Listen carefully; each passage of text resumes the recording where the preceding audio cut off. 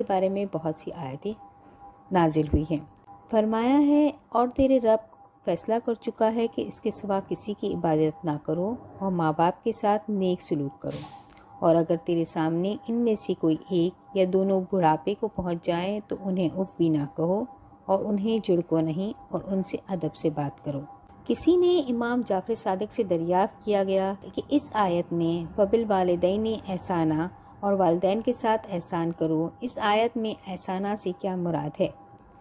इमाम जाफ़र सादिक ने फरमाया, एहसान से ये मुराद है कि अपने वालिदैन से अच्छी तरह से मिलो और उन्हें किसी ऐसी चीज़ मांगने की भी तकलीफ़ ना दो जिनकी उन्हें ज़रूरत हो, और चाहे वो मालदार ही क्यों ना हो। एक और रिवायत के मुताबिक इमाम जाफ़र सादिक अलैहिस्सलाम फरमाते हैं कि जो शख्स अपने माँ बाप को गैज़ो गज़ब की निगाह से देखता है, अगरचे उन्होंने अपनी औलाद के फ़राइज़ को पूरा ना भी किया हो, तो भी